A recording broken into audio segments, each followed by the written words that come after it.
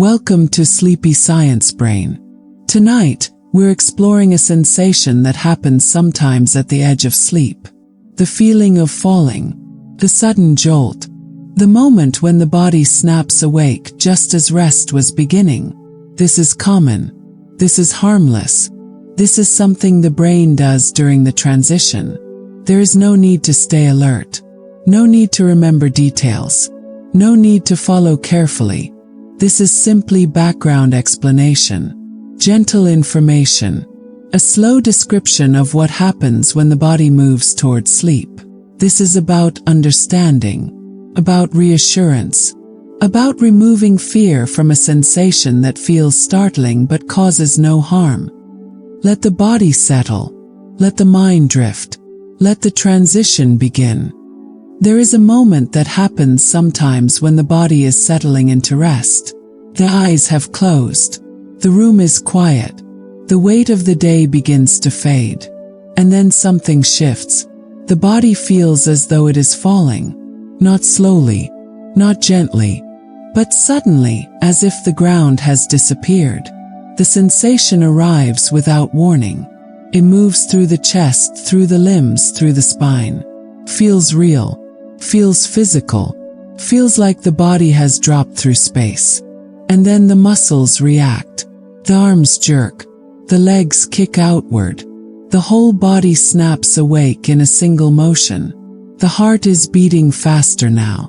The breath has changed. The eyes open to the same ceiling, the same darkness, the same stillness. Nothing has moved. Nothing has fallen. But the body responded as if it had. This moment has a feeling that is difficult to describe but easy to recognize. It is brief. It is startling. It leaves the body alert when it was just beginning to let go. And then it passes. The room is still quiet. The body begins to settle again. The eyes close once more. This experience is common. It happens to many people. It happens across different nights, different rooms, different states of tiredness.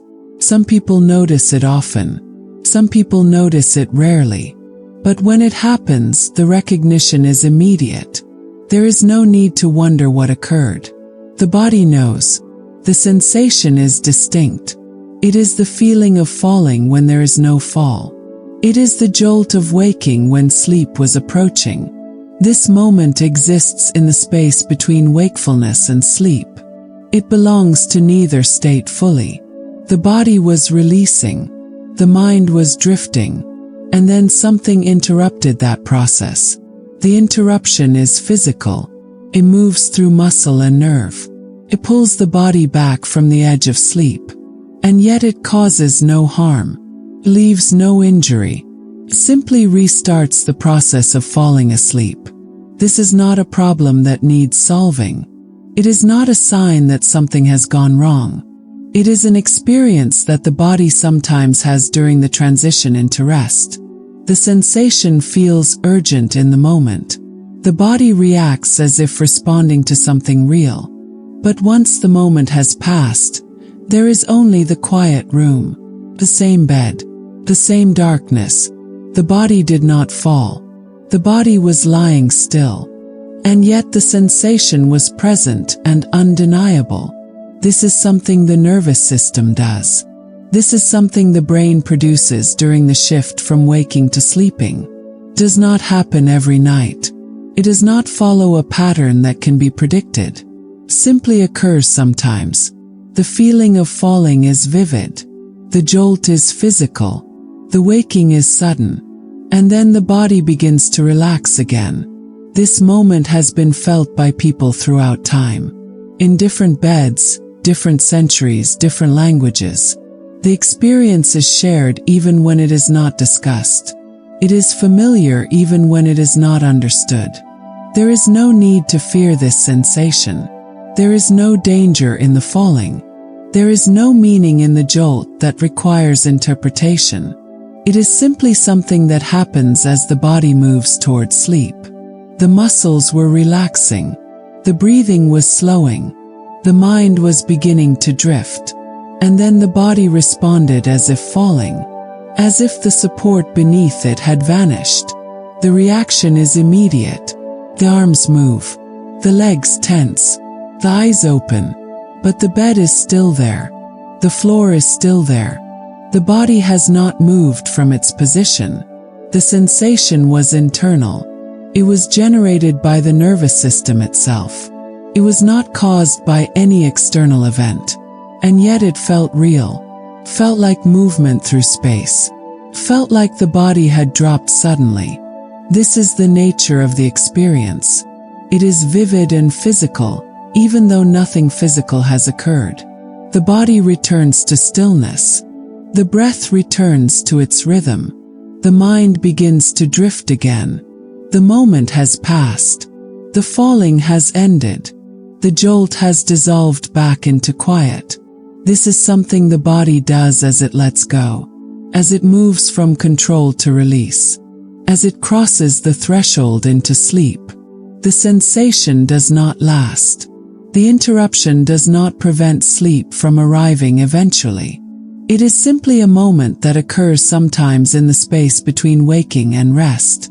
The body was preparing to sleep. The systems were beginning to change. And then something activated briefly. A signal moved through the nerves. A response moved through the muscles. And the body snapped back to alertness. But there was no threat. There was no fall. There was only the transition itself. The sensation is familiar to those who have felt it.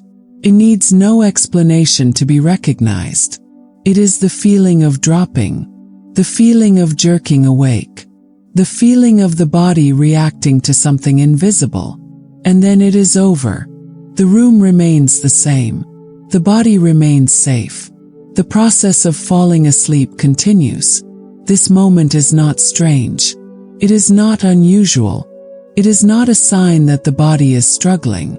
It is simply part of the way the nervous system behaves during the shift into sleep. The falling feels sudden. The jolt feels necessary.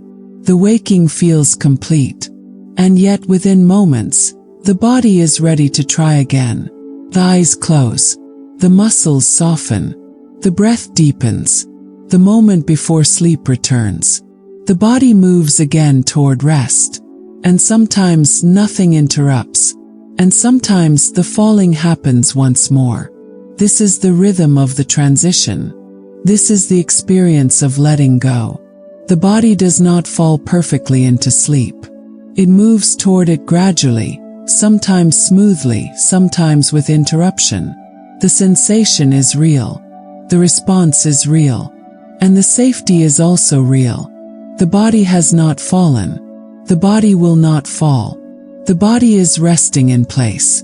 And the moment dissolves. And the quiet returns. And sleep begins to arrive. The brain does not stop when sleep begins. Does not turn off. Does not become inactive.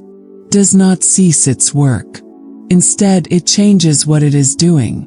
Shifts from one mode of operation to another. During wakefulness, the brain is engaged in constant activity. Processes input from the senses. Directs movement. It maintains awareness of the surroundings. This requires effort. This requires coordination. This requires systems that stay alert and responsive. But as the body prepares for sleep, these systems begin to step back. The brain does not stop working. Simply stops working in the same way. Control begins to shift. The systems that manage conscious awareness begin to release their hold. Other systems, deeper and older, begin to take over. Systems that do not require attention. Systems that operate without conscious direction. This is not a sudden change. This is a gradual transfer of responsibility. The muscles begin to relax. Not all at once. Not in a single moment. But slowly, in small increments. Tension that was present in the shoulders, the jaw, the hands begins to dissolve. The body held itself upright during the day. Maintained posture. It responded to movement and balance. Now that holding begins to soften. The muscles release their effort. The body settles into stillness. This relaxation is not something the conscious mind directs. It is something the brain allows to happen. The systems that kept the muscles engaged begin to quiet. The signals that maintained tension begin to fade. And the body responds by letting go. Breathing changes as well. Becomes slower. Becomes deeper. It becomes more regular. During wakefulness, breathing adjusts constantly. It responds to activity, to emotion, to thought. But as sleep approaches, breathing becomes automatic, follows its own rhythm. It no longer responds to the mind's fluctuations. The brain is handing control to the systems that manage breathing without awareness. The systems that operate in the background, steady and continuous. This shift is subtle. It happens without announcement, but it is part of the preparation for sleep. Awareness itself begins to soften. The mind was tracking the room, the body, the passing thoughts. Now that tracking becomes less precise, less focused, less insistent. The brain is no longer maintaining the sharp boundary between self and surroundings. It is allowing that boundary to blur. This is not loss. This is release. The systems that keep awareness alert and directed are stepping back. They are allowing the mind to drift. The brain is still processing information. It is still receiving signals from the body, from the senses, from the environment. But it is processing them differently. It is no longer organizing them into meaning. It is no longer responding to them with full attention. This is the brain preparing to let go. This is the brain moving from active control to passive monitoring. The transition is not immediate. It is not a single step. It is a process that unfolds gradually. The muscles continue to relax. The breathing continues to deepen. The awareness continues to soften. And the brain continues to shift which systems are in control. The conscious systems that guided the day are fading into the background. The automatic systems that will maintain the body through sleep are moving forward. This happens every time the body prepares for rest. This is how the brain navigates the movement from waking to sleeping. Does not flip a switch. Does not shut down. It redistributes its activity. The parts of the brain that manage alertness begin to quiet. The parts that manage survival and maintenance begin to take over. This transfer is smooth when nothing interrupts it. The body settles. The mind drifts. The systems shift. But the transition is delicate. It requires a certain kind of stability, a certain release of effort. The brain is letting go of control, but it has not yet fully entered sleep. It is moving through the space between. The muscles are relaxing, but they are not yet completely still. Small adjustments still occur.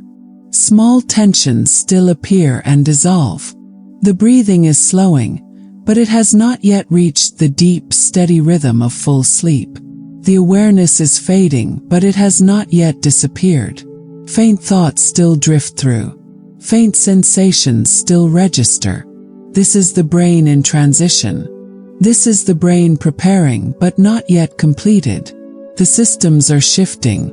The control is transferring. But the process is still unfolding. And during this process, the brain remains responsive. It remains capable of reacting. It has not yet fully released its vigilance. This is necessary. This is part of how the body protects itself even as it moves toward rest. The brain is letting go of conscious control, but it is not abandoning the body. It is simply changing which systems are watching. The muscles continue to relax. The breathing continues to settle. The awareness continues to dissolve. And the brain continues to shift, continues to transfer, continues to prepare. This is not a moment. This is a gradual unfolding, a slow movement from one state toward another. The systems that kept the body alert are fading. The systems that will maintain the body in sleep are emerging. And between these two states, there is the transition itself. Process, the preparation. The brain is releasing control, but it has not yet fully let go. It is moving toward sleep, but it has not yet arrived. The muscles are soft, but they can still respond. The breathing is slow, but it can still shift. The awareness is dim, but it can still surface. This is the nature of the preparation. This is how the brain navigates the edge. Does not leap into sleep. Does not force the transition. It allows the shift to happen gradually. And as it does, the body continues to settle. The mind continues to drift. The systems continue to change. The conscious control is fading. The automatic systems are taking over. The transition is continuing. This is not effort. This is release. This is the brain allowing the body to move toward rest. The muscles relax further. The breathing deepens further. The awareness softens further. And the brain continues its work. Not by maintaining alertness, but by allowing that alertness to fade. Not by holding on to control, but by transferring that control to the systems that do not require awareness. This is how the brain prepares to let go. This is how it moves the body toward sleep. Gradually, continuously, without force, without hurry, the process unfolds. The transition continues. The preparation remains.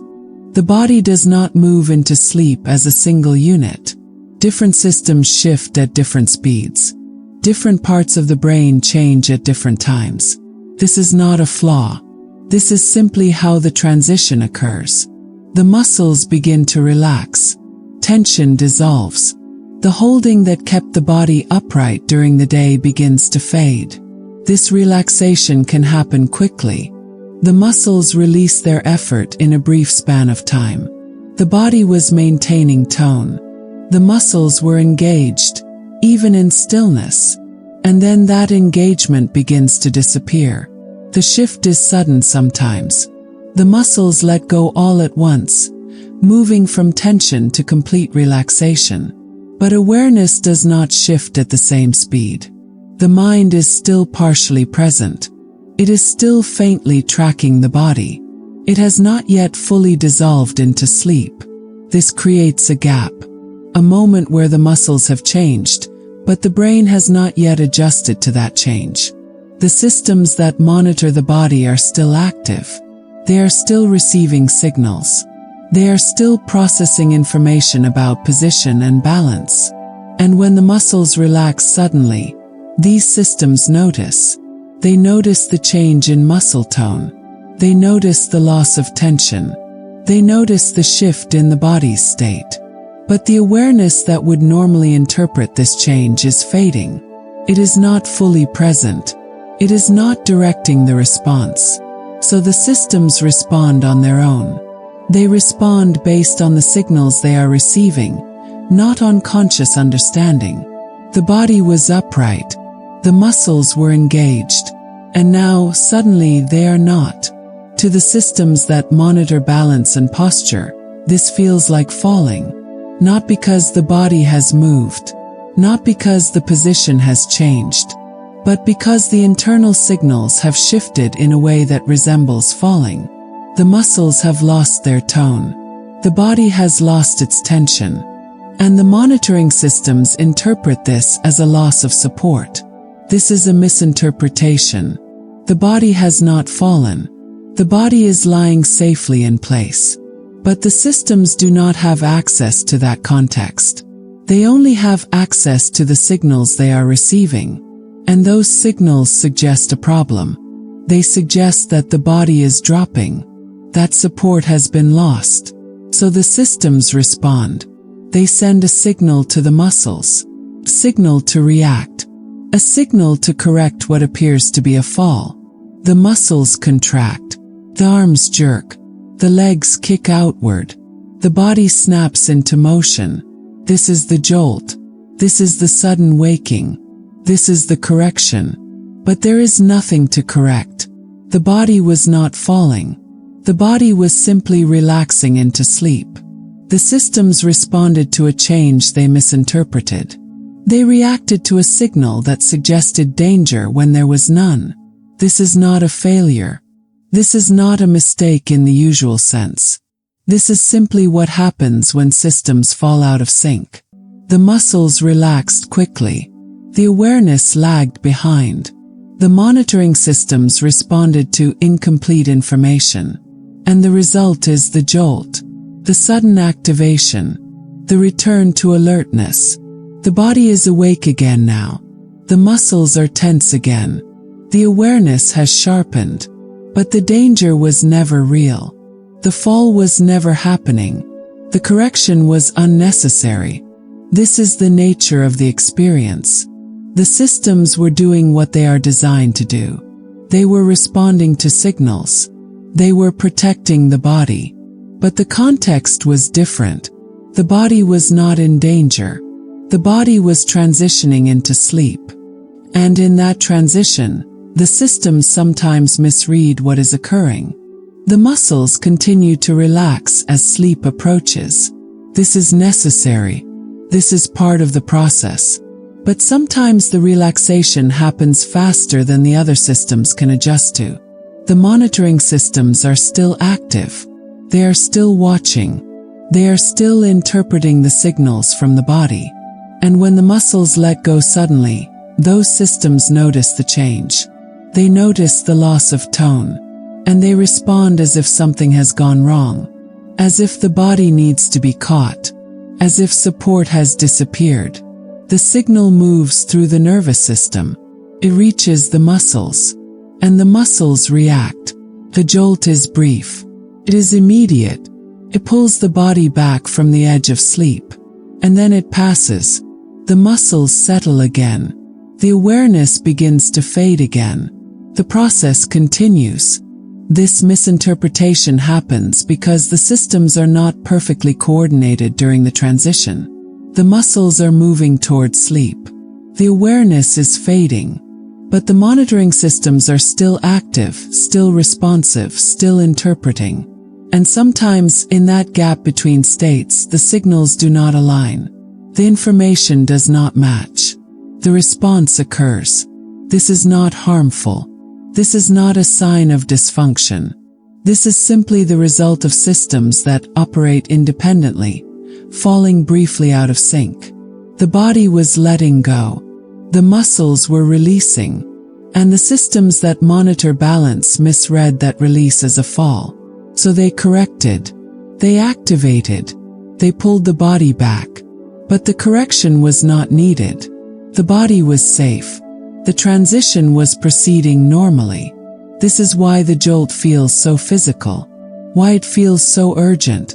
Why it feels like a response to something real. 'Cause it is a response. It is the body reacting to signals it received. Signals that suggested danger. But the danger was not external. The danger was not real. The signals were simply misinterpreted. The muscles had relaxed. The tone had disappeared. And the systems responded as if the body had lost its support. This happens during the transition because the transition is unstable. Because the systems shift at different speeds. Because the coordination is not perfect. The muscles can release suddenly. The awareness can lag. The monitoring systems can misread the change. And when they do, the jolt occurs. The correction happens. The body returns to alertness. But the process of falling asleep continues. The muscles will relax again. The awareness will fade again. The systems will shift again. And sometimes the coordination is smooth. The systems adjust together. The transition proceeds without interruption. But sometimes they fall out of sync. The signals do not align. And the body responds with the jolt. This is not a problem to solve. This is not a pattern to break. This is simply how the transition sometimes unfolds. The muscles relax. The systems misinterpret. The correction occurs. And then the body settles. And the process continues. and sleep approaches once more. The jolt is a response, a reaction, a correction to a change that was misread. It is not a failure of the body. It is not a sign that something is wrong. It is simply what happens when systems fall out of sync during the movement toward sleep. The muscles let go. The monitoring systems notice, and they respond, and then the moment passes, and the transition continues. The brain is designed to detect falling. This is not a recent adaptation. This is something that exists deep in the nervous system, something that has been present for a very long time. Falling is a threat, can cause harm, can happen suddenly, and the body needs to respond quickly when it occurs. So the brain has systems dedicated to detecting when the body is losing balance, when support is disappearing, when a fall is beginning. These systems operate constantly. They monitor the position of the body. They track the tension in the muscles. They sense changes in movement and orientation. And when they detect signals that suggest falling, they respond immediately. This response is not conscious, does not wait for thought, does not require decision. It is automatic. It is fast. It is designed to protect. The brain receives signals that indicate loss of support, and it activates the muscles to catch the body, to stabilize, to prevent impact. This happens throughout the day. When balance shifts unexpectedly, when the body stumbles, when support is suddenly removed, the brain detects, the muscles respond, the body corrects, and this same system remains active as the body moves toward sleep. It is still monitoring, still receiving signals, still ready to respond. When the muscles relax suddenly during the transition into sleep, the signals change. The muscle tone disappears. The tension dissolves. And the monitoring systems detect this change. But the brain is fading toward sleep.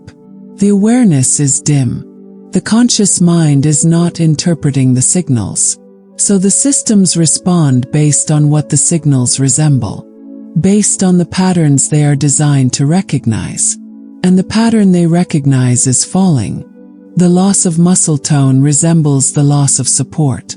The sudden relaxation resembles the beginning of a fall. The systems do not know the body is lying in bed. They do not have access to that information in this moment.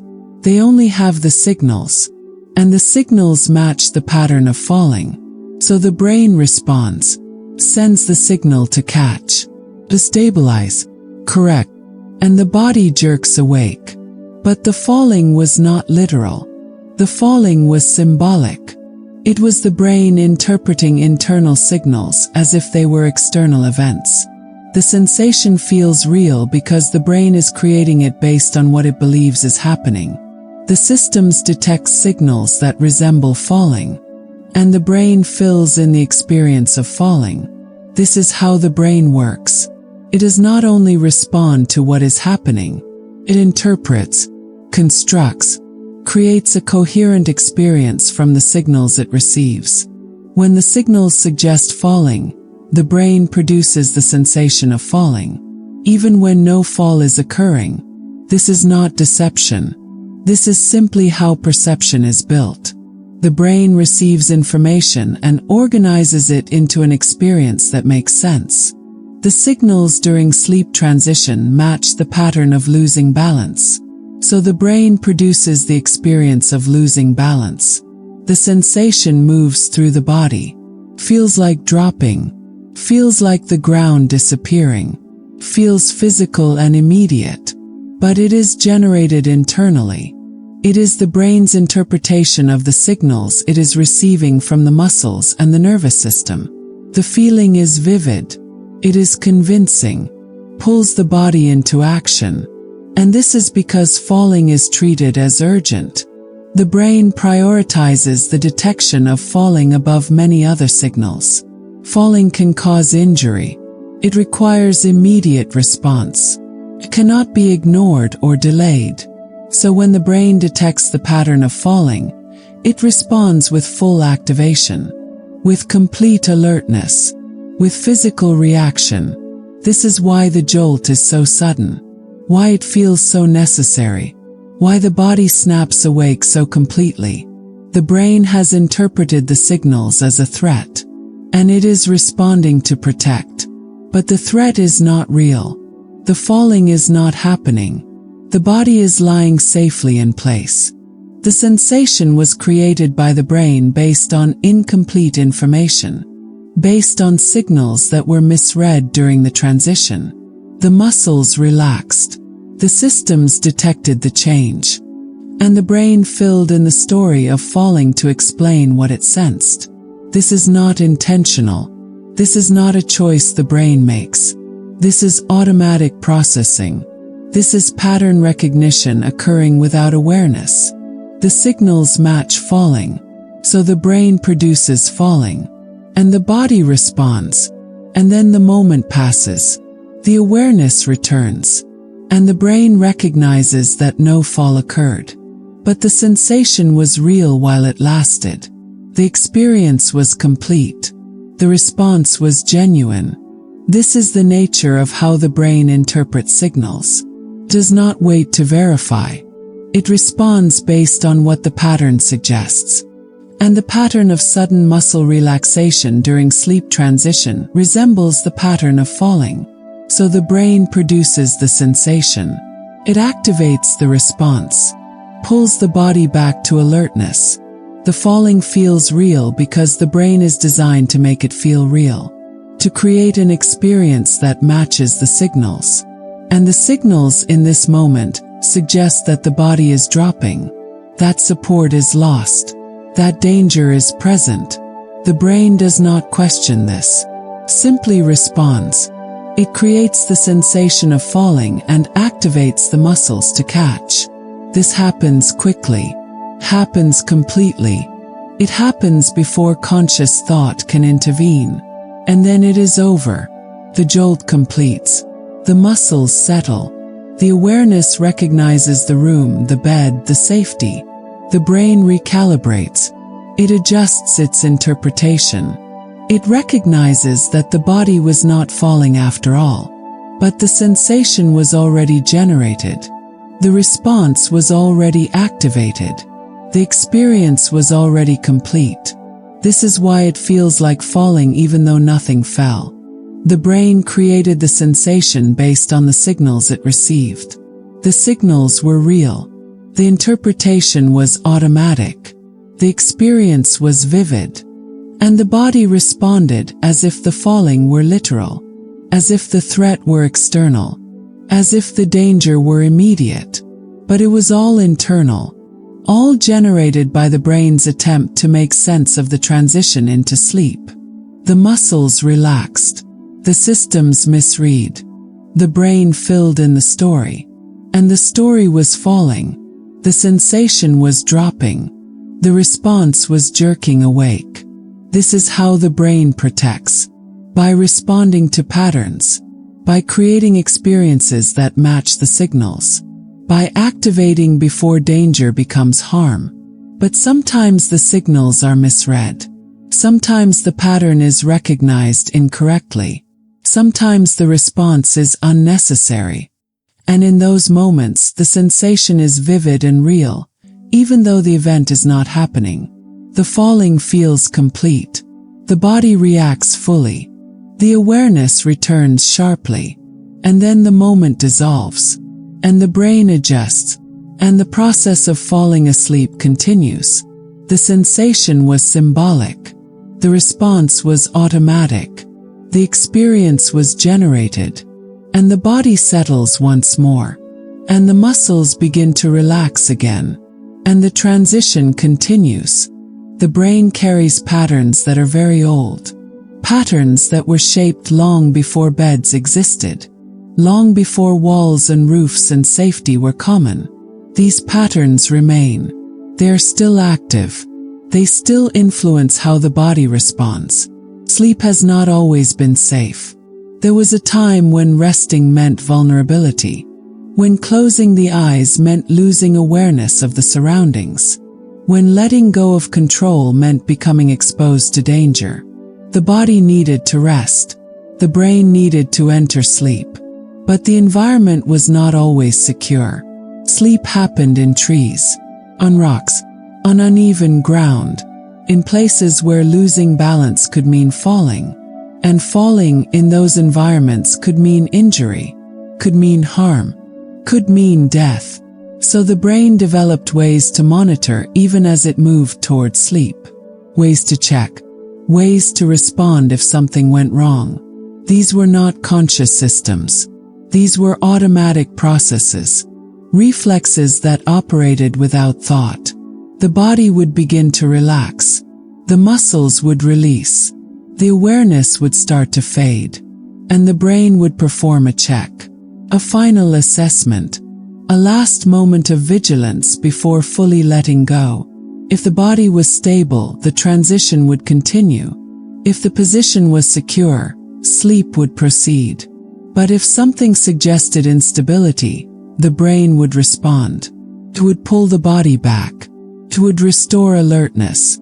This was protective. This was necessary. This allowed rest to happen in environments where safety was not guaranteed. The reflex detected loss of muscle tone. It detected changes in balance.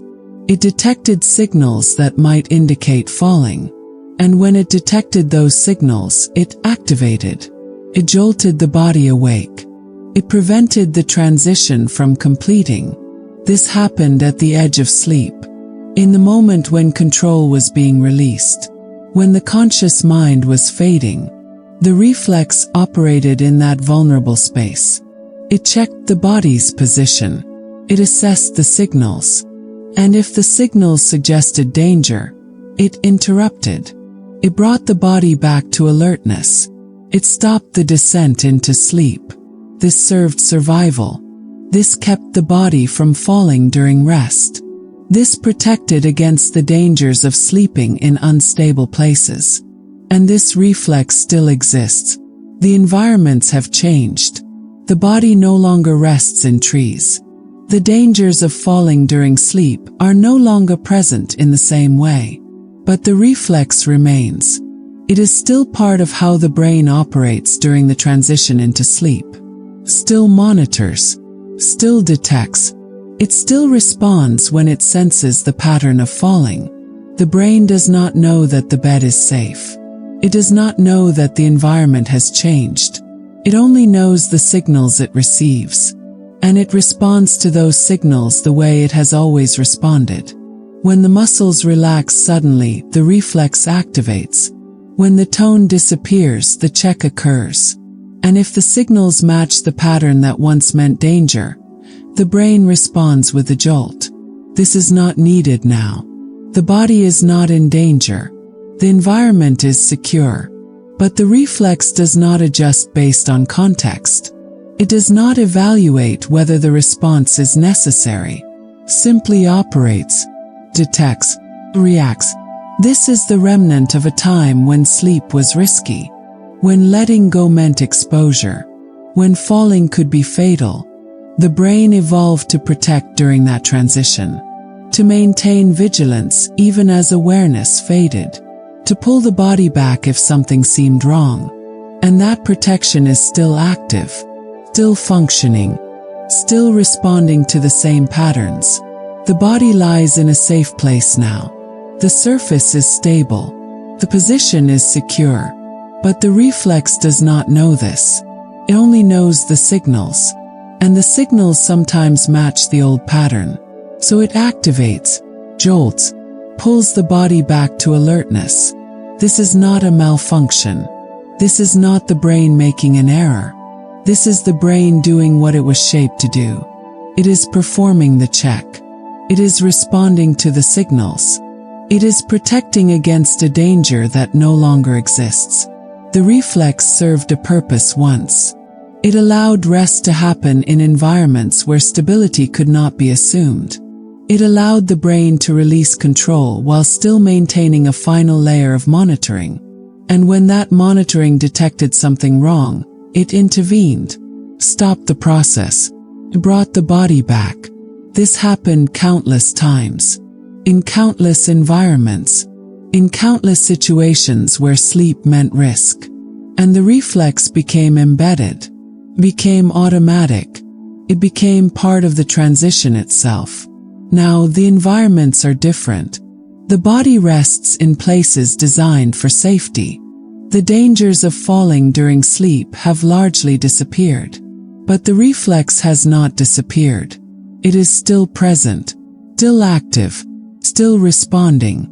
It detects the loss of muscle tone. It interprets the signals. And it responds the way it was shaped to respond. With activation, with a jolt, with a return to alertness. The body does not need this protection now. But the brain does not distinguish. Simply performs the check. This is the legacy of a time when falling during sleep could mean death. When the transition into rest required vigilance.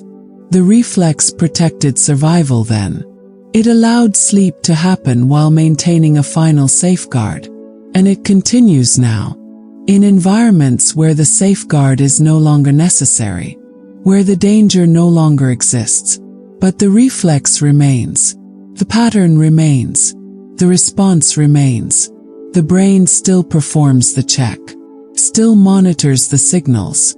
Still activates when it detects the pattern of falling. This is not conscious. This is not intentional. This is simply the reflex operating as it always has. Detecting, interpreting, responding.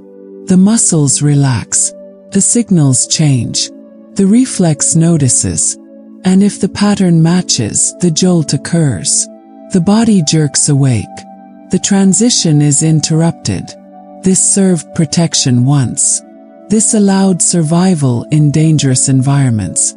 This made sleep possible when safety could not be guaranteed. And now it continues. In safe rooms. On stable surfaces.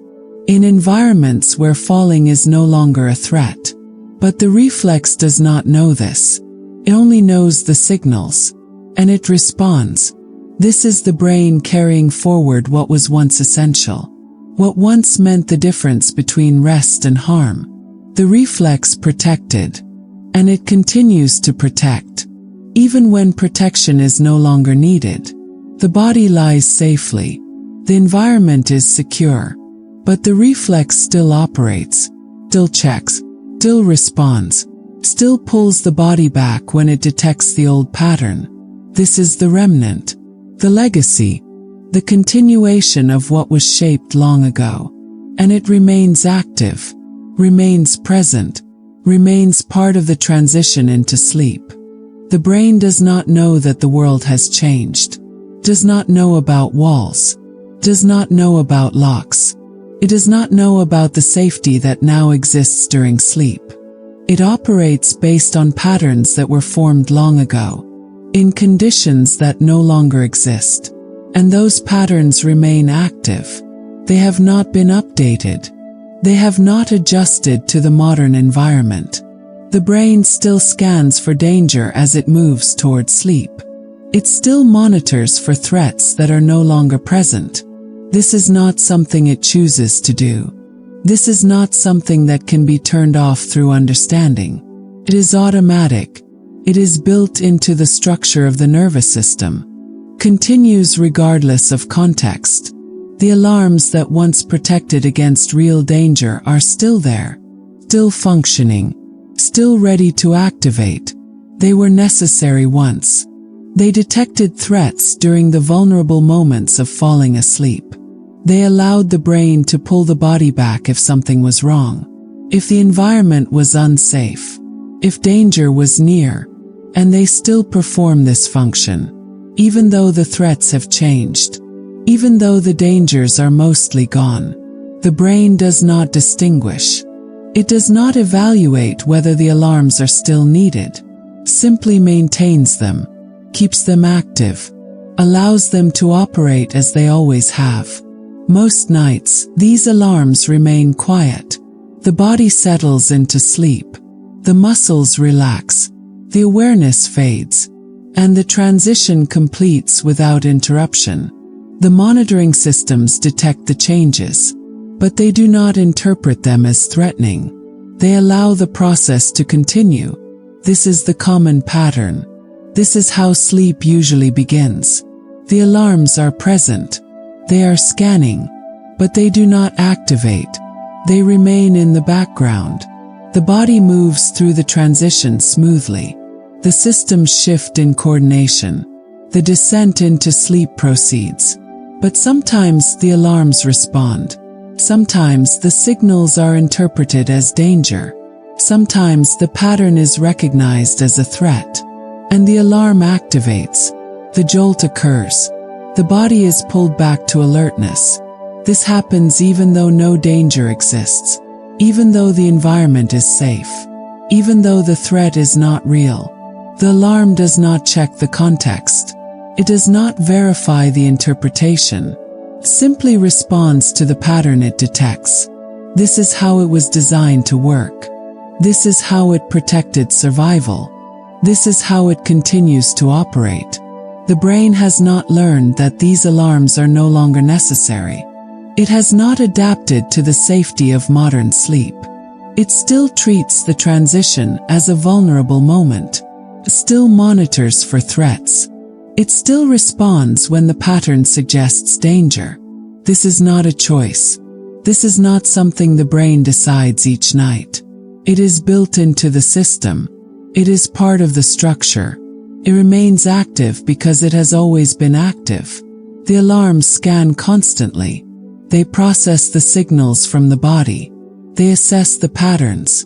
And when the patterns match what once meant danger, they fire. Most nights, nothing triggers them. The signals are interpreted as normal. The transition is allowed to proceed. But some nights, something in the pattern activates the response. Something in the way the muscles relax. Something in the timing of the shift. And the alarm fires. The jolt happens. The body returns to wakefulness. This is unnecessary now. The alarm is responding to a threat that does not exist. The protection is no longer needed. But the alarm does not know this. It only knows the pattern. And it responds. The brain carries these alarms forward. Night after night. Year after year.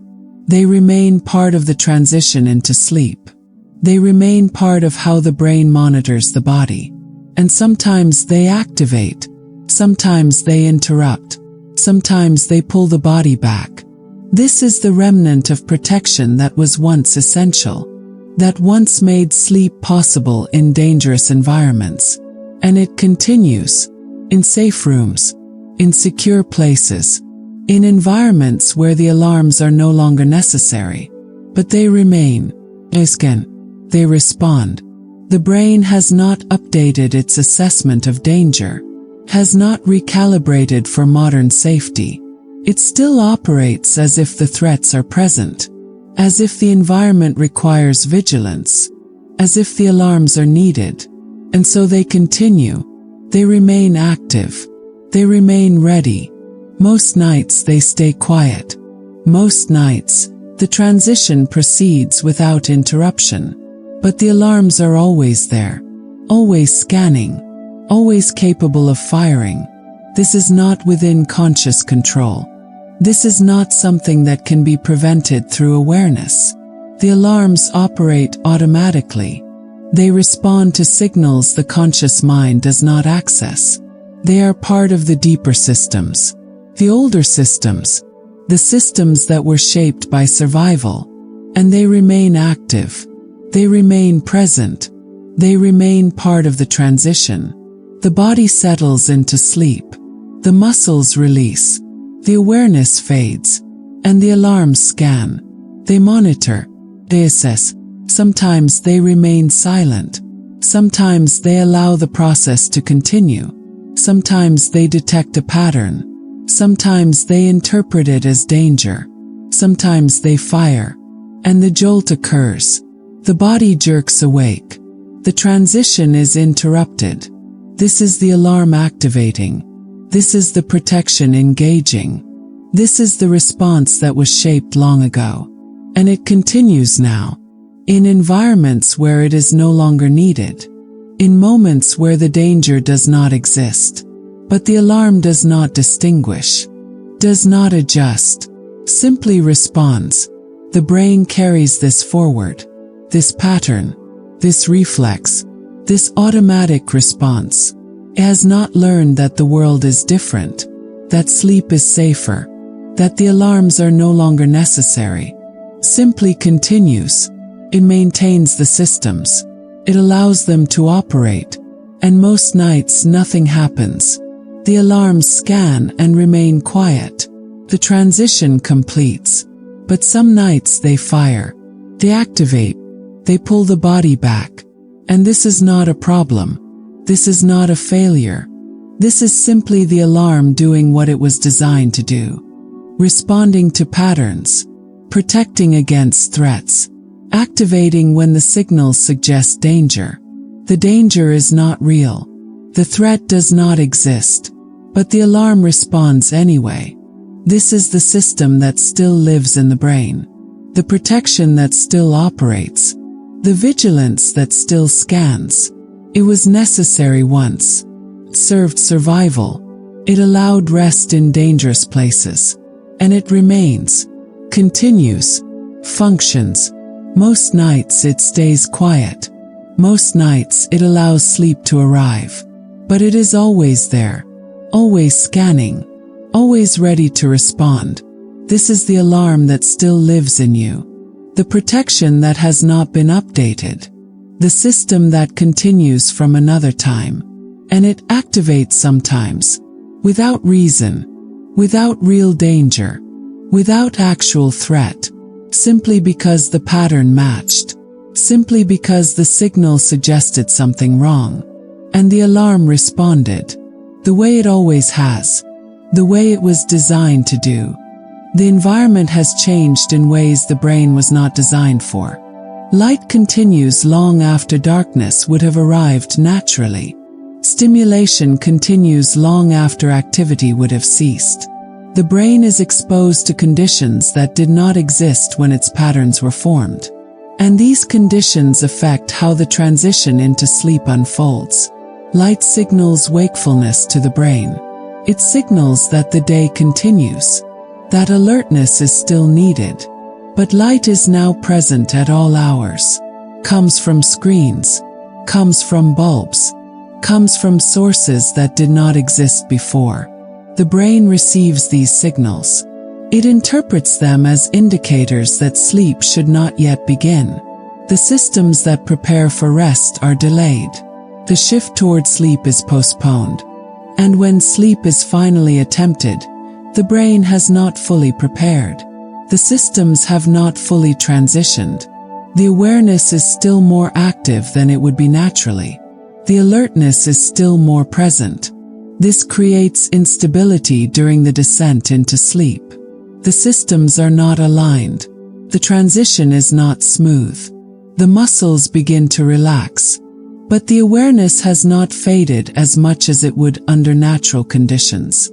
This gap between the physical relaxation and the mental state creates the conditions where the jolt is more likely. The monitoring systems are still active, still vigilant, still interpreting signals with heightened sensitivity. And when the muscles release suddenly, those systems respond. They detect the change. They activate the alarm. This is not the fault of the person trying to sleep. This is the result of the environment. The result of conditions the brain was not shaped to navigate. The mind remains active longer than it would have naturally. Thoughts continue. Concerns persist. Mental activity does not wind down gradually. Screens provide stimulation. Information continues to arrive. The brain continues to process. And when the body finally lies down to rest, the mind has not fully released. It is still engaged, still active, still producing thought. This mental activity keeps the awareness more present during the transition, keeps the conscious systems more engaged. And this makes the descent into sleep less stable. The handoff from wakefulness to sleep becomes more difficult. The brain is trying to let go, but the systems are not ready. The activity has not diminished enough, so the transition is rough. The coordination is poor. The timing is off, and the jolt becomes more likely. The alarm becomes more sensitive. The response becomes more frequent. Sleep timing has also become irregular. The body rests at different times. The schedule shifts. The brain relies on patterns. It relies on consistency. It prepares for sleep based on rhythms that have been established. But when the timing changes constantly, those rhythms are disrupted. The preparation is incomplete. The brain does not know when to begin the shutdown process. It does not know when to start releasing control. So the transition happens abruptly, without the gradual preparation that would occur under consistent conditions. The systems are caught between states. The body is trying to sleep, but the brain has not fully prepared for it. This creates confusion in the handoff. The muscles begin to relax, but the monitoring systems are still alert. The awareness is fading, but it has not faded enough. The coordination is absent, and the jolt occurs. The alarm fires. The transition is interrupted. This is not a personal failure. This is not something caused by insufficient effort or improper technique. This is the brain struggling to navigate conditions it was not designed for. Conditions that disrupt the natural process of falling asleep. The light delays the shutdown. The stimulation keeps the mind active. The irregular timing prevents proper preparation. And the result is a less stable transition, a less coordinated handoff, a more frequent activation of the alarm. The brain is doing the best it can with the signals it receives, with the conditions it encounters. But those conditions do not support a smooth descent into sleep. They create obstacles. They create instability. The muscles release when the body lies down, but the awareness is still too active. The monitoring systems are still too engaged. And when the muscles let go suddenly, the systems respond. They detect the mismatch. They activate. This happens more often now than it would have in the past. More often than it would under natural conditions. Not because the brain has changed, but because the environment has changed. Because the conditions have shifted. The brain is operating the same way it always has. But it is operating in circumstances that make the transition more difficult. The light keeps it alert. The stimulation keeps it active. The irregular timing prevents preparation. And the jolt becomes more common. The interruption becomes more frequent. The alarm fires more often. This is not within direct control. This is not something that can be fixed through willpower or intention. This is the result of the modern environment. The result of conditions that conflict with how the brain naturally moves toward sleep.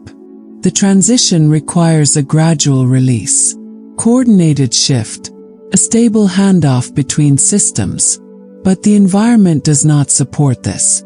Keeps the brain alert longer. Keeps the mind active longer. And when sleep is finally attempted, the systems are not ready. The coordination is poor. The transition is unstable. The muscles relax. The monitoring systems misinterpret. The alarm activates. This is not a flaw in the person. This is not a sign of dysfunction. This is the brain navigating conditions it was not designed for. The light continues. The stimulation continues. The timing shifts, and the brain does what it can. Tries to transition. Tries to let go. Tries to move toward sleep. But the conditions make it difficult. The systems are not aligned. The handoff is not clean. And sometimes the jolt occurs. Sometimes the alarm fires. Sometimes the transition is interrupted. This is the modern struggle. The brain trying to rest in an environment that delays rest. Trying to release in conditions that maintain alertness. The systems are doing what they were designed to do.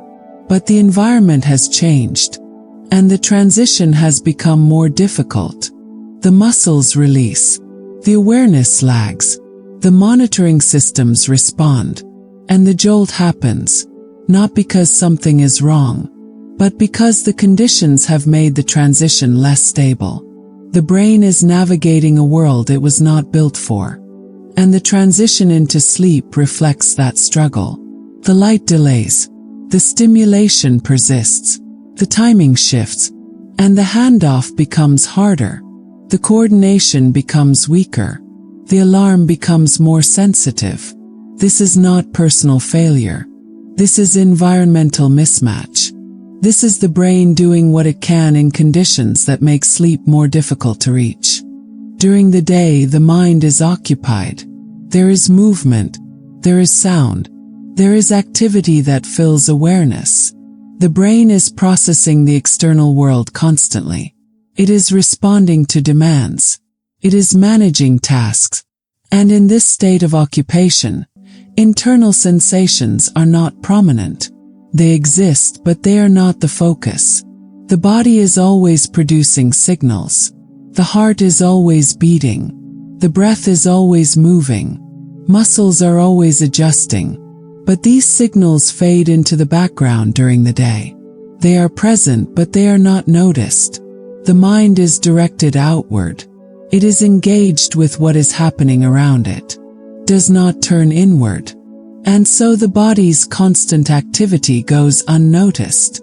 It continues without attention. But at night, the external world becomes quiet. The activity stops. The demands cease. The distractions disappear. The room is still. The sounds are minimal. There is nothing requiring immediate response. And the mind, no longer occupied by the external, begins to notice the internal.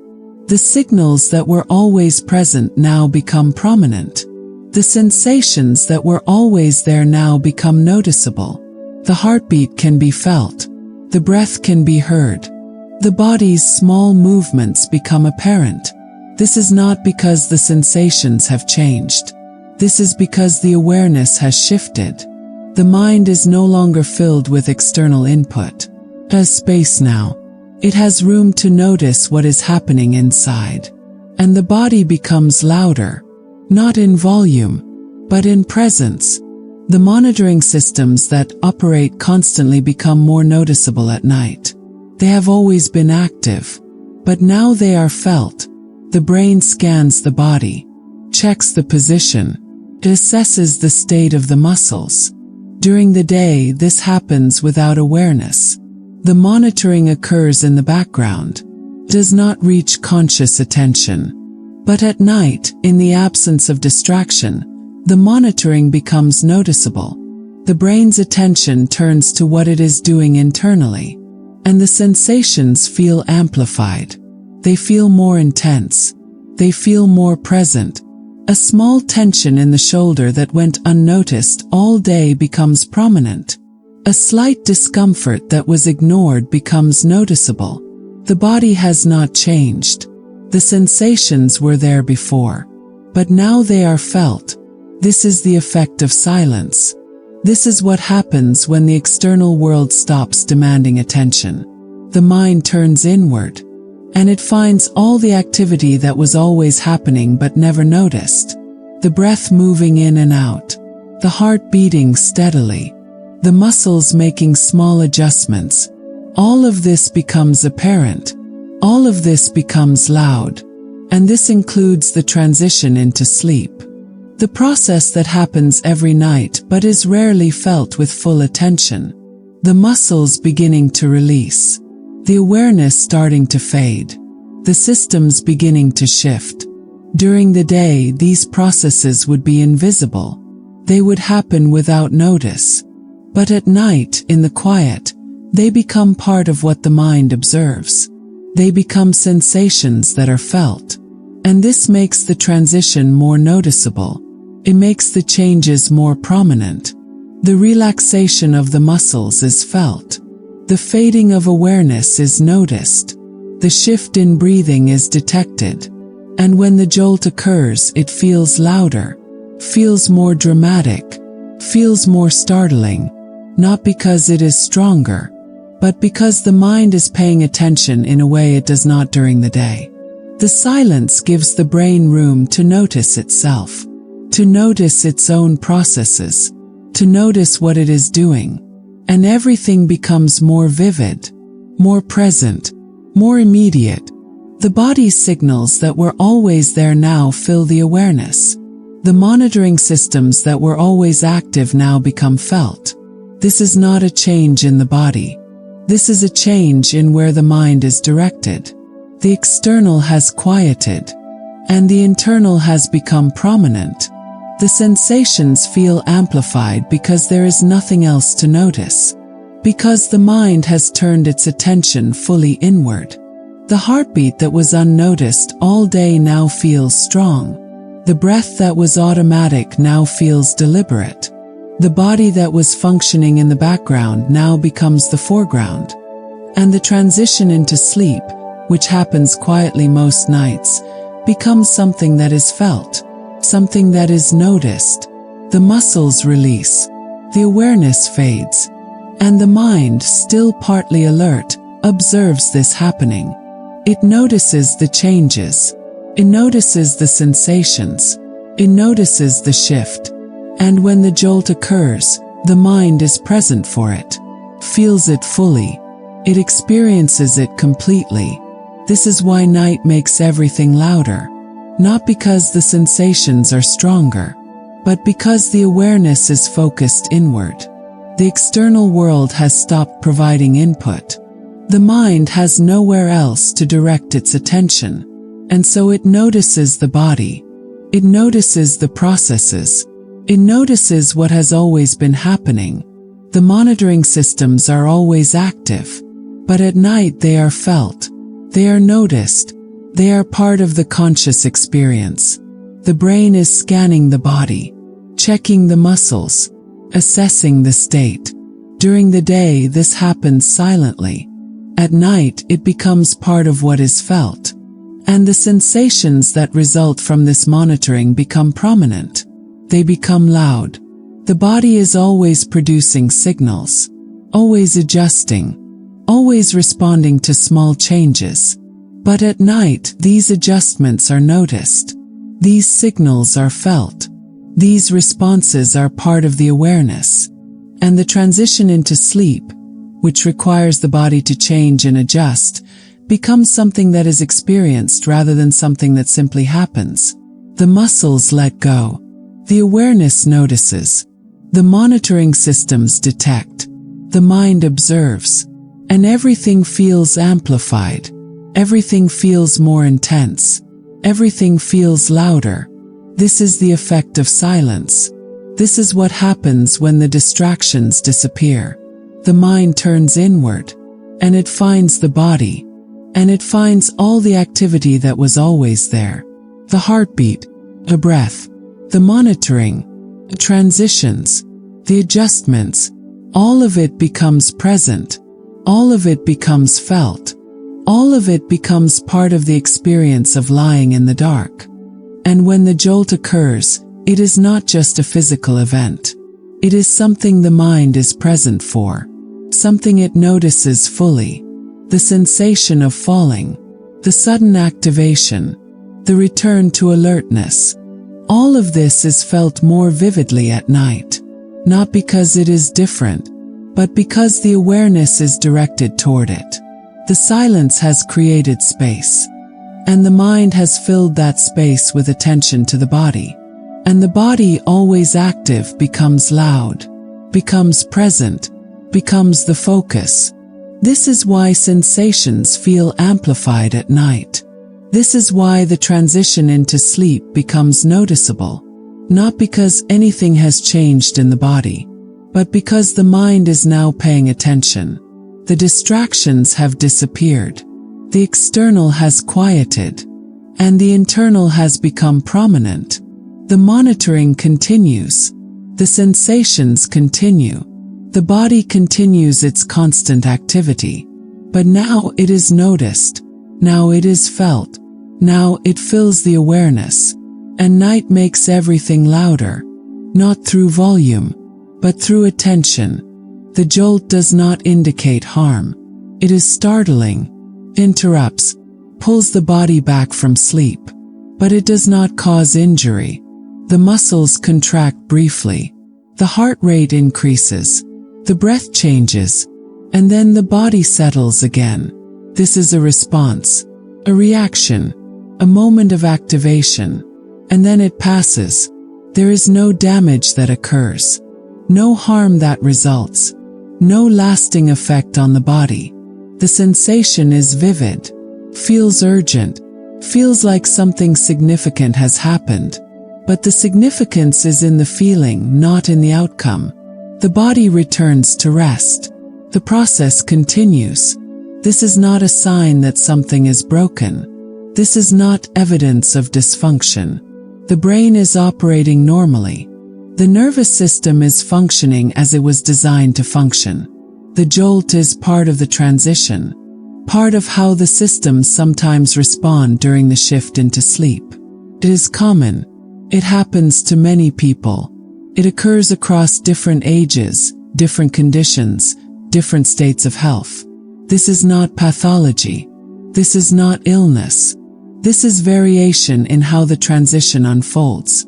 Some nights, the descent into sleep is smooth. Some nights, it is interrupted. This is the range of normal experience. The jolt does not indicate that the brain is malfunctioning. It indicates that the systems fell briefly out of sync. The muscles relaxed. The monitoring systems responded. The correction occurred. This is the brain doing what it does. This is the nervous system performing its function. There is no disorder present. There is no condition that needs treatment. There is no problem that requires intervention. The sensation is real. The experience is genuine. But the meaning is not dangerous. The body is not failing. The brain is not deteriorating. The systems are not breaking down. The jolt is simply part of how the transition sometimes occurs. Part of the variability in how sleep begins. When it happens frequently, it reflects the quality of the transition, not the presence of disease. Frequent jolts suggest that the systems are having difficulty coordinating, that the handoff is not smooth, that the conditions are not supportive of stable descent. But this is not pathology. This is instability in the process.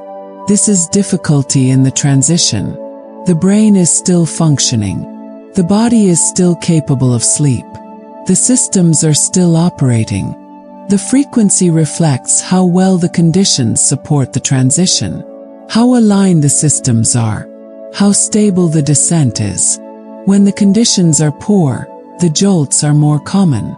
When the transition is difficult, the interruptions increase. But this does not mean something is wrong with a person. This means the conditions are not ideal. The environment is not supportive. The light is too present. The stimulation is too active.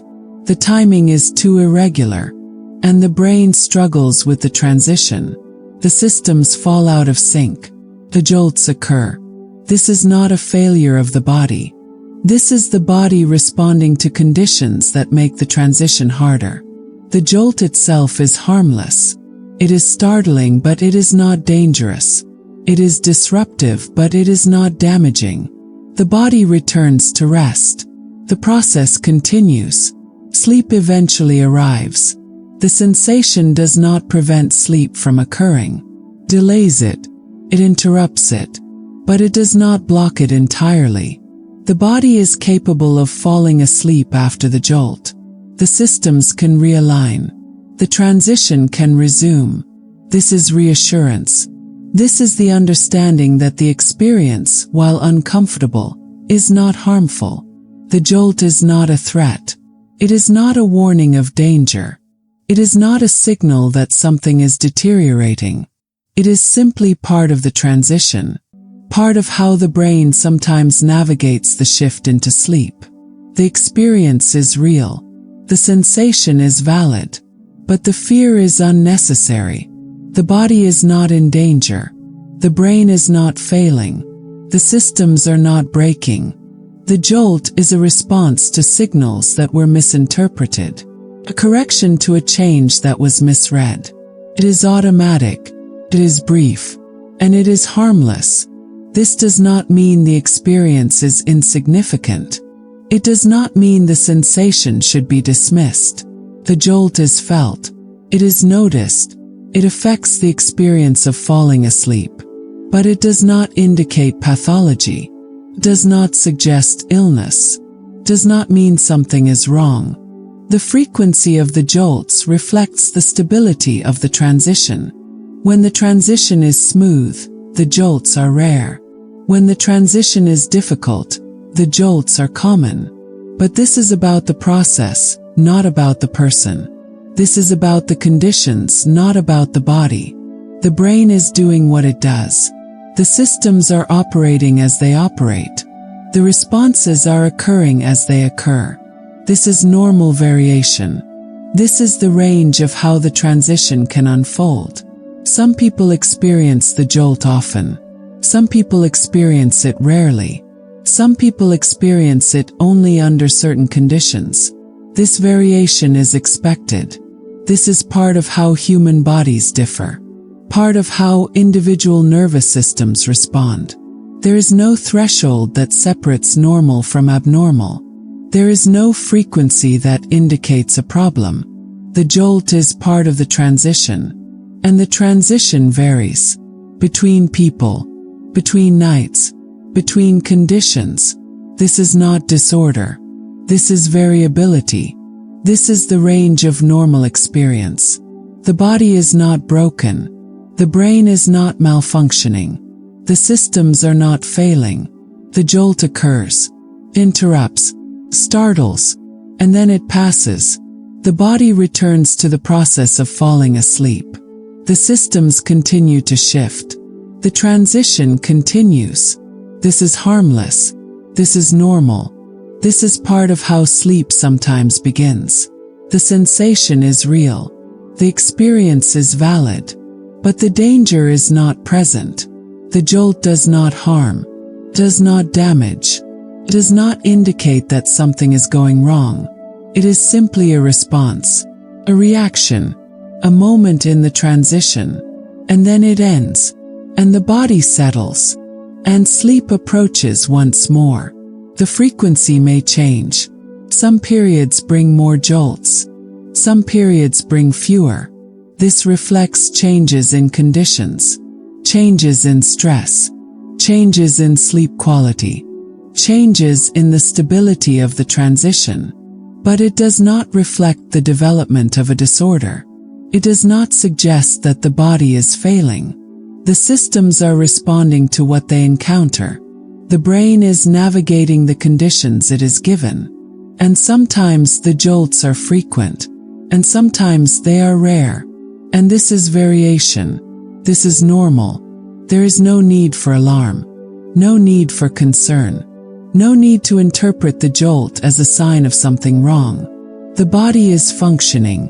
The brain is operating. The systems are working. The jolt is part of the process. Part of how the transition sometimes unfolds. Part of the experience of falling asleep. It is harmless. It is common. It is normal. The sensation is real. The experience is genuine. But the fear can be released. The body is not in danger. The brain is not breaking down. The systems are not failing. The jolt occurs. And then it passes. And the body continues towards sleep. This is reassurance. This is understanding. This is the recognition that the experience, while startling, is not harmful. The transition continues. The systems shift. The body moves toward rest. And the jolt, when it occurs, is simply part of that movement. Part of that process. Part of that journey towards sleep. The jolt pulls attention.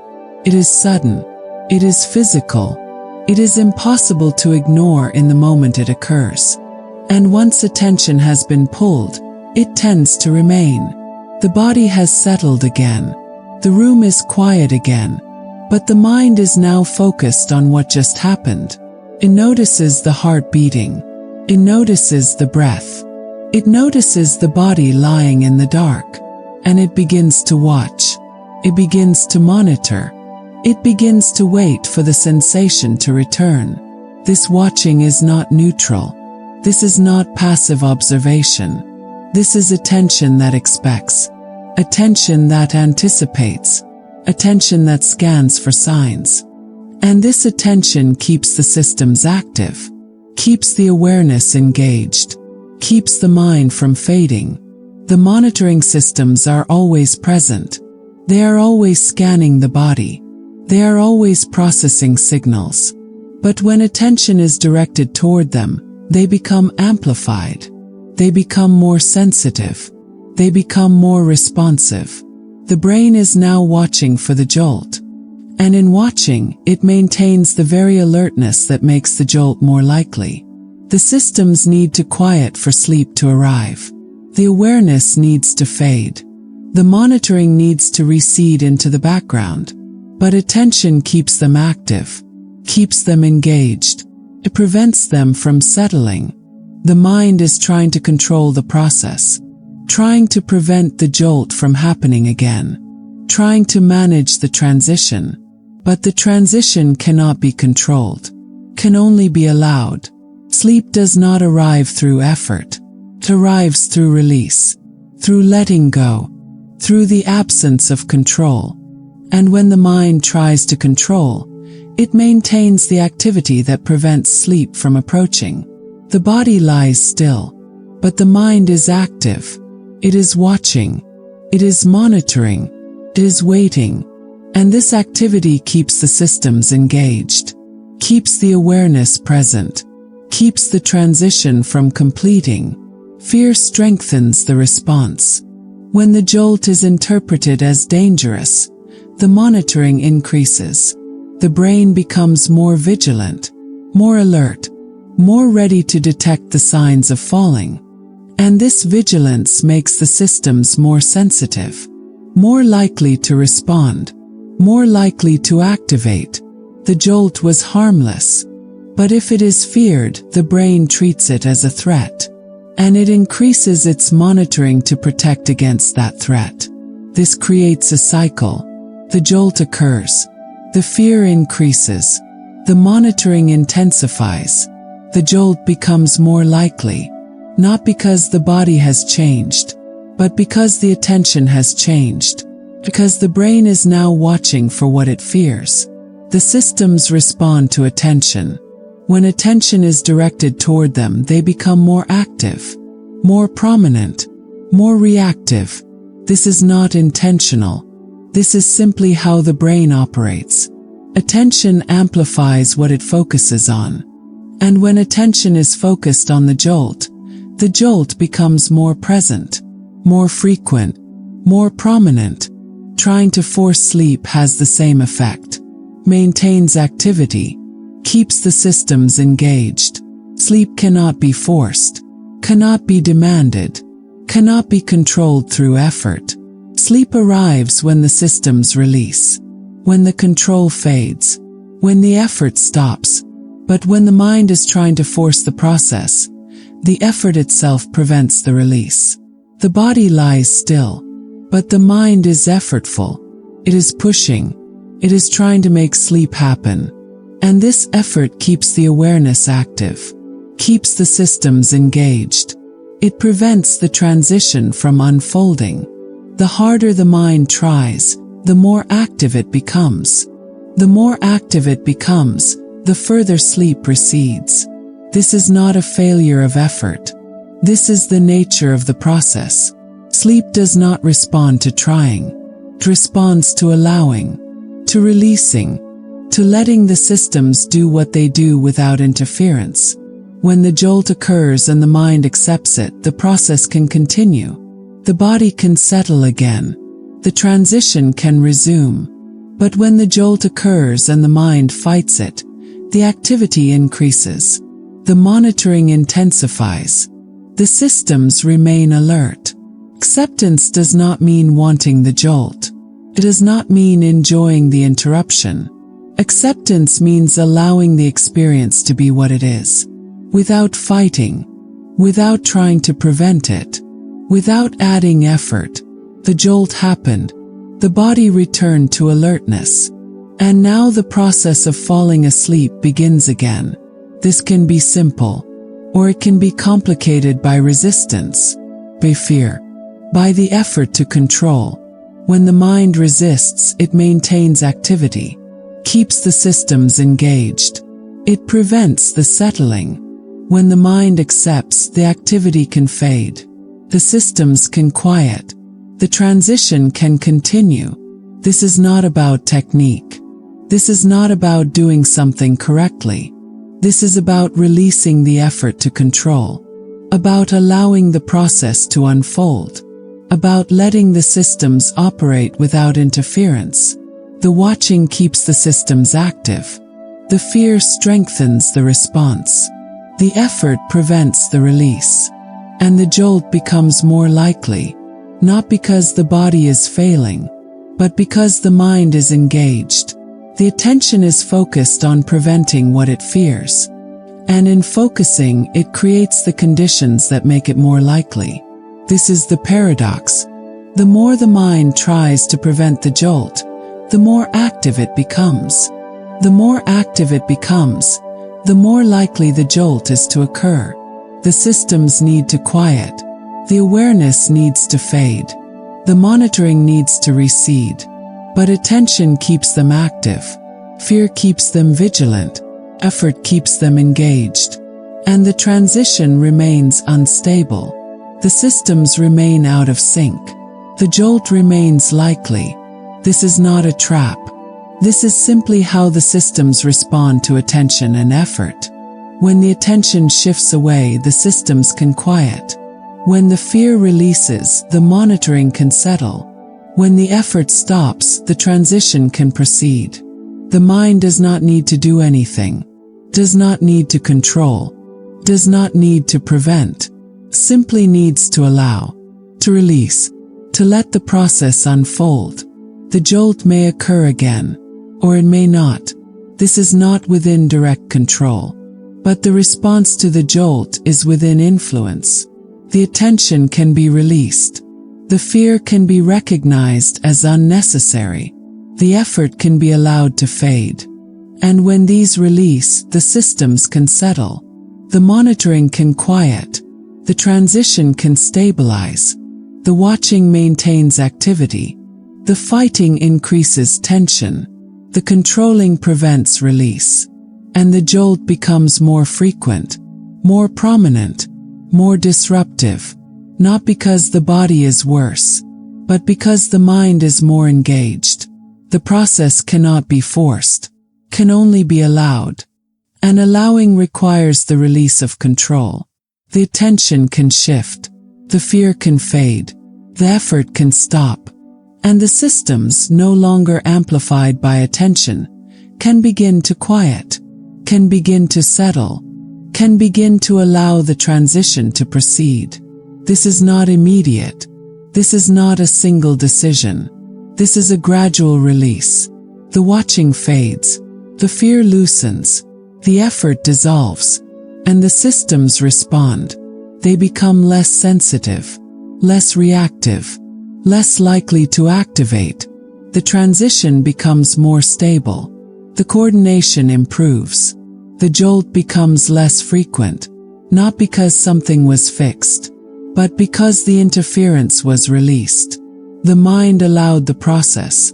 The attention shifted away. The effort stopped, and the systems could do what they do. Without amplification, without interference, without resistance, the jolt may still occur. This is part of the variation, part of how the transition sometimes unfolds. But it is no longer strengthened by attention, no longer amplified by fear, no longer maintained by effort. The process continues. The systems shift. The transition proceeds. And the mind, no longer fighting, allows it to unfold. After the jolt, the body is awake. The muscles are tense. The heart is beating faster. The breath has changed. The eyes have opened. The awareness has returned. The systems are alert. But this state does not last. The body begins to settle again, not through effort, not through intention, but through its own natural process. The alert state was a response, a brief activation, and once the response has completed, the systems begin to return. The breathing was rapid. It was shallow. It matched the activation. But now it begins to slow. It begins to deepen. It begins to return to the rhythm of rest. This happens automatically. The body does not need to be told to breathe more slowly. Simply does. The systems that were activated are now releasing. The alert state is fading. The body is returning to its resting pattern. The breath slows. The chest moves with less urgency. The rhythm becomes steadier. This is the body recalibrating. This is the systems adjusting after the interruption. The muscles were contracted. They were tense. They were holding. But now they begin to soften. The tension begins to dissolve.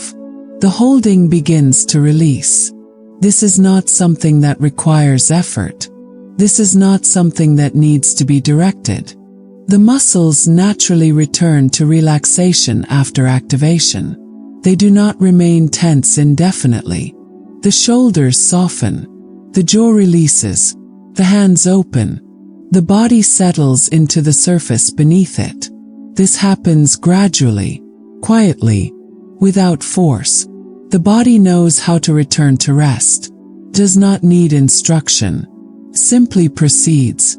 The heart was beating faster. It was responding to the activation. It was matching the alert state. But now it begins to slow. It begins to return to its resting rhythm. It begins to calm. This is automatic. This is part of how the body operates after a response has completed. The activation was brief. And now the systems are returning to their baseline. Returning to the state that supports rest. The awareness was sharp. It was fully present. It was engaged with the room, the body, the moment. But now it begins to soften. It begins to drift. It begins to release its focus. This is the mind fading again. This is the awareness moving back toward the edge of sleep.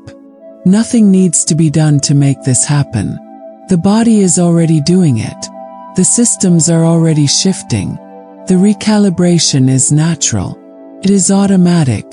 It is part of how the body returns to the process of falling asleep. The jolt interrupted the transition. But the interruption does not prevent the transition from resuming. The body simply begins again, moves back toward rest. It continues the process that was briefly stopped. The breathing slows. The muscles soften. The heart calms. The awareness fades. These are not separate actions. These are connected shifts, all moving together toward the state that supports sleep. The body does not need guidance, does not need effort, does not need control. Simply does what it does. It returns to rest. It resumes the transition. The mind may still be active. Thoughts may still be present. But the body is already settling. The systems are already shifting. The process is already continuing. This happens whether the mind notices or not. Whether attention is present or absent. Whether effort is applied or released. The body knows how to move toward sleep. It has done this countless times. It will do it again now. The muscles continue to soften. The breath continues to deepen. The heart continues to slow. The awareness continues to fade. The monitoring systems continue to quiet. The transition continues to unfold. This is not forced. This is not controlled. This is simply allowed. The body is doing what it naturally does after an interruption. It is returning. It is resuming. It is continuing. The jolt pulled the body back to alertness. But alertness does not last when there is no reason for it to continue. The room is quiet. The body is safe. There is no threat present. And so the systems release. They return to the process of preparing for sleep. They move back toward rest. The breathing becomes slower. Not as slow as it will be in deep sleep, but slower than it was during the alert state. This is part of the gradual shift. Part of the movement back toward the edge. The muscles become softer. Not completely relaxed yet, but softer than they were when the jolt occurred. This is the body letting go again. Releasing the tension that was briefly necessary. The awareness becomes dimmer. Not absent yet, but dimmer than it was when the eyes first opened. This is the mind drifting again. Moving back toward the state where thoughts blur and dissolve. The process is resuming. The transition is continuing. The body is moving toward sleep once more. Nothing needs to be added. Nothing needs to be forced. Nothing needs to be done. The systems are already operating. The body is already shifting. The process is already unfolding. The recalibration happens quietly. It happens naturally. It happens without announcement. The body simply moves back toward the state it was in before the jolt. Back toward the edge of sleep. The breathing continues to slow. The muscles continue to soften. The awareness continues to fade. And the transition continues. Not from the beginning, but from where it left off. The body does not need to start over completely. Simply resumes. Continues. Moves forward. The systems that were briefly out of sync are aligning again. The coordination is returning. The stability is improving. This is the body's natural response to interruption. It returns, recalibrates, continues. The jolt was a moment. The activation was brief. And now the body is moving past it. The breathing is slower now. The muscles are softer now. The awareness is dimmer now. The process is continuing. The transition is resuming. The movement toward sleep is underway again. This happens every time the jolt occurs.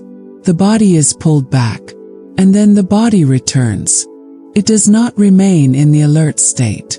It does not hold on to the activation. Simply releases and continues.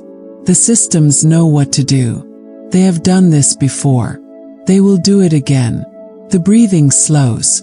The muscles soften. The heart calms. The awareness fades.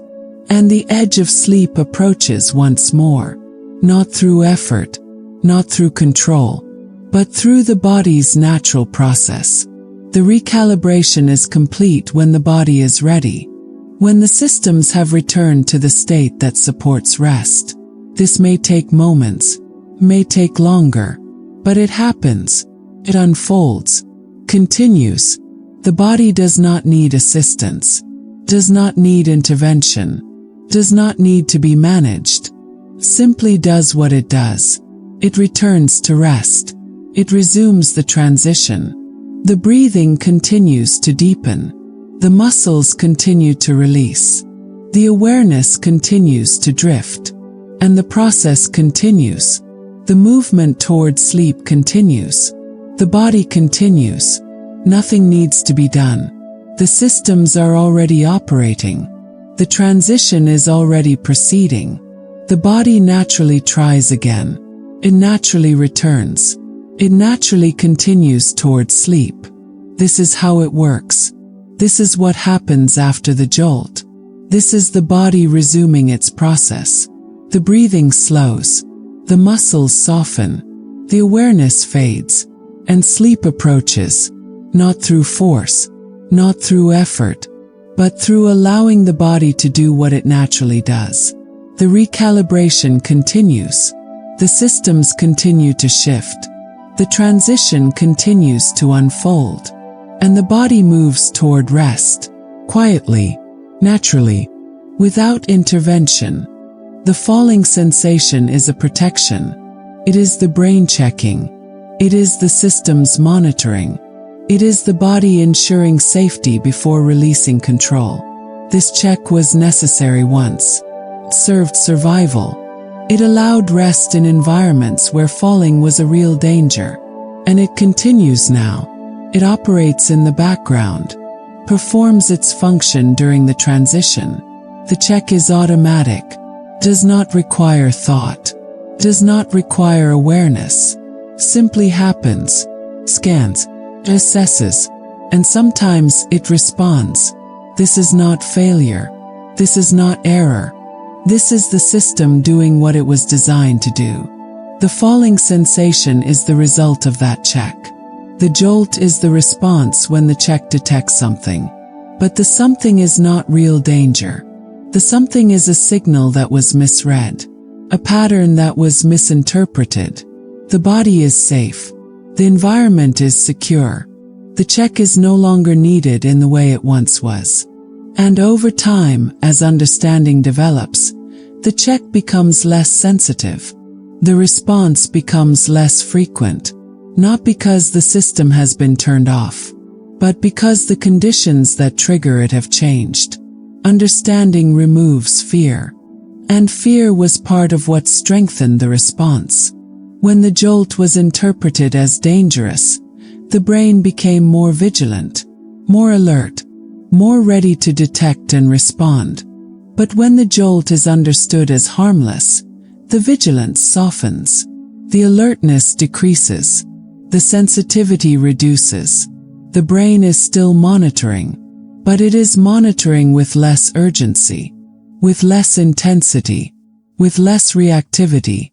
The check still occurs, but it occurs more quietly, more gently, more in the background, and the jolt becomes less common, not through effort, not through control, but through the natural adjustment that comes with understanding. The fear was maintaining the sensitivity. The fear was amplifying the response. The fear was keeping the systems alert. And as the fear releases, the systems settle. They become less reactive. They allow the transition to proceed more smoothly. This happens gradually, over nights, over weeks, over time. The understanding deepens. The fear loosens. The response softens. The body is learning that the jolt is not dangerous, that the falling is not real, that the check is unnecessary, not through conscious learning, but through repeated experience, through the absence of harm, through the pattern of safe outcomes. The systems adjust. They recalibrate. They reduce their sensitivity. The check still happens. The monitoring still occurs. But the threshold for response increases. The signals need to be stronger now to trigger the jolt. The pattern needs to be more pronounced. The mismatch needs to be greater. And so the jolt becomes less frequent. The interruptions decrease. The transition becomes more stable. Letting go becomes easier, not because technique has improved, not because effort has increased, but because resistance has decreased, because fear has released, because understanding has settled. The body knows it is safe. The brain has adjusted its response. The systems have recalibrated, and the transition proceeds more smoothly, more quietly, more completely. The muscles relax. The awareness fades. The monitoring continues in the background. But the check is gentler now. The sensitivity is lower. The response is less likely. The body moves toward sleep. The systems shift. The transition unfolds. And the jolt, when it occurs, is less startling, less urgent, less disruptive, because the fear has released, because the understanding is present, because the body has learned it is safe. This learning happens without effort, without intention, without conscious direction. Simply happens through experience, through repetition, through the absence of danger. The body tries to fall asleep. The jolt occurs. The body settles and tries again. And no harm results. This pattern repeats, night after night. And the systems learn from it. They learn that the jolt does not predict danger. That the falling is not real. That the response is unnecessary. And gradually the sensitivity decreases. The threshold increases. The jolt becomes less common. Letting go becomes easier. The release becomes smoother. The transition becomes more stable. The body settles into rest. The muscles soften. The breathing slows. The awareness fades. And the systems allow it. They monitor quietly. They check gently. But they do not interrupt as often. The understanding has changed the process. Not through force. Not through control. But through the natural adjustment that comes with knowing. The falling sensation was a protection. And it remains a protection. But it is no longer needed as urgently. The body is safe. The environment is secure. The transition can proceed. And the systems, having learned this, allow it to proceed more often, more smoothly, more completely. The check still happens. The monitoring still occurs. But the response is reserved for greater need. And that need arises less frequently. Because the conditions are understood. Because the fear has released. Because the body has learned. Letting go becomes easier over time. The resistance fades. The holding releases. The control softens. The body knows how to fall asleep. Has always known. But sometimes the interference was strong. The fear. The effort. The watching. The controlling. And as these release, the natural process emerges. The body settles. The systems shift. The transition unfolds. The muscles relax. The breathing deepens. The awareness drifts. And the edge of sleep approaches. Quietly. Naturally. Without interruption. The falling sensation fades. Not because it has been eliminated. But because it is needed less. The check is gentler. The response is quieter. The jolt is rarer. And the transition proceeds. The body moves toward sleep. The systems allow the shift. The understanding is present now. The fear has released. The body has learned. And letting go becomes what it naturally is. Release. Softening. Fading. The muscles let go.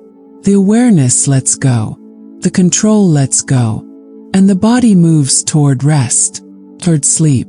Toward the quiet that comes when the systems align. The breathing slows. The heart calms. The mind drifts. And the transition continues. Gently. Quietly. Naturally. The falling sensation was a check. Protection. A response to perceived danger. And it fades when the danger is understood as absent. When the fear releases. When the body learns it is safe. This learning happens.